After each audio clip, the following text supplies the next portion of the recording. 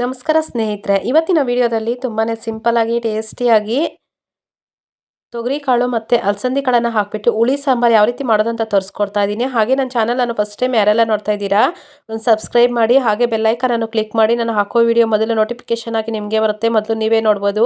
ಹಾಗೆ ಒಂದು ಲೈಕ್ ಮಾಡಿ ನೋಡಿ. ಮೊದಲಿಗೆ ಒಂದು ಕುಕ್ಕರನ್ನು ತೊಗೊಂಡಿದ್ದೀನಿ. ಕುಕ್ಕರ್ಗೆ ಅಲಸಂದಿ ಕಾಳು ಮತ್ತು ಹಸಿ ಅಲಸಂದಿ ಕಾಳು ಮತ್ತು ತೊಗರಿಕಾಳು ಆ ಬಟ್ಲಲ್ಲಿ 1.5 ಬಟ್ಲಾಗುವಷ್ಟು ತೊಗೊಂಡಿದ್ದೀನಿ.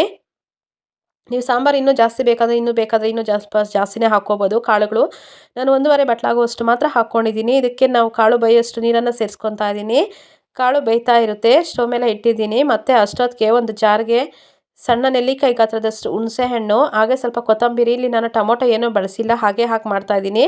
ಹಾಗೆ ಅರ್ಧ ಕಾಯಿ ಆಗುವಷ್ಟು ಕೊಬ್ಬರಿಯನ್ನು ಸೇರಿಸ್ತಾ ಇದ್ದೀನಿ. ಹಾಗೆ 1.5 ಚಮಚ ಆಗುವಷ್ಟು ಮನೆಯಲ್ಲಿ ಮಾಡಿರುವಂತಹ ಸಾಂಬಾರು ಪೌಡರನ್ನು ಸೇರಿಸ್ತಾ ಇದ್ದೀನಿ. ಇದಕ್ಕೆ ಒಂದು ಸ್ವಲ್ಪ ನೀರನ್ನು ಸೇರಿಸ್ಕೊತಾ ಇದ್ದೀನಿ. ಹಾಗೆ ಕಾಳು ಅಷ್ಟೇ ಬೆಂದಿದೆ. ಈಗ ಇದಕ್ಕೆ 1 ಸೌಟ್ ಆಗುವಷ್ಟು ಸೇರಿಸ್ತಾ ಇದ್ದೀನಿ. ನೀವು ಬೇಕು ಅಂದರೆ ಇನ್ನೂ ಸ್ವಲ್ಪ ಜಾಸ್ತಿನೇ ಸೇರಿಸ್ಕೋಬೋದು, ಸಾಂಬಾರು ಮಂದ ಬೇಕು ಅಂದರೆ. ಇಷ್ಟನ್ನು ಸೇರಿಸ್ಕೊಂಡು ಸ್ವಲ್ಪ ನೀರನ್ನು ಸೇರಿಸ್ಕೊಂಡು ನುಣ್ಣಗೆ ರುಬ್ಕೋಬೇಕಾಗುತ್ತೆ. ನೋಡಿ, ರುಬ್ಕೊಂಡು ಬಂದಿದ್ದೀನಿ. ಕಾಳು ಅಷ್ಟೇ ಬೆಂದಿದೆ. ಕುಕ್ಕರ್ಗೆ ನಾನು ರುಬ್ಕೊಂಡು ಬಂದಿರುವಂಥ ಮಸಾಲೆಯನ್ನು ಸೇರಿಸ್ತಾ ಇದ್ದೀನಿ. ಹಾಗೆ ಜಾರನ್ನು ಅಷ್ಟೇ ತೊಳೆದ್ಬಿಟ್ಟು ಆ ನೀರನ್ನು ಅಷ್ಟೇ ಸೇರಿಸ್ತಾ ಇದ್ದೀನಿ. ಹಾಗೆ ಒಂದು ಸತಿ ಮಿಕ್ಸ್ ಮಾಡಿಕೊಂಡು ನೀರು ಬೇಕಾದರೆ ಸೇರಿಸ್ಕೋಬೇಕಾಗುತ್ತೆ. ನಾನಿಲ್ಲಿ ಯಾವುದೇ ರೀತಿ ಟೊಮೊಟೊ ಮತ್ತು ಆಲೂಗಡ್ಡೆ, ಬದನೆಕಾಯಿ ಏನು ಬಳಸಿಲ್ಲ, ಹಾಗೆ ಹಾಕಿ ಮಾಡ್ತಾಯಿದ್ದೀನಿ. ಬರೀ ಕಾಳುಗಳನ್ನು ಅಷ್ಟು ಹಾಕ್ಬಿಟ್ಟು ಮಾಡ್ತಾಯಿದ್ದೀನಿ. ಹಾಗೆ ರುಚಿಗೆ ತಕ್ಕಷ್ಟು ಉಪ್ಪನ್ನು ಸೇರಿಸ್ತಾ ಇದ್ದೀನಿ.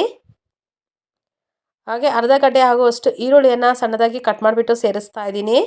ಮುಚ್ಚಳ ಕ್ಲೋಸ್ ಮಾಡಿಬಿಟ್ಟು 2 ವಿಸಿಲ್ ಹಾಕ್ಸ್ಕೋಬೇಕಾಗುತ್ತೆ.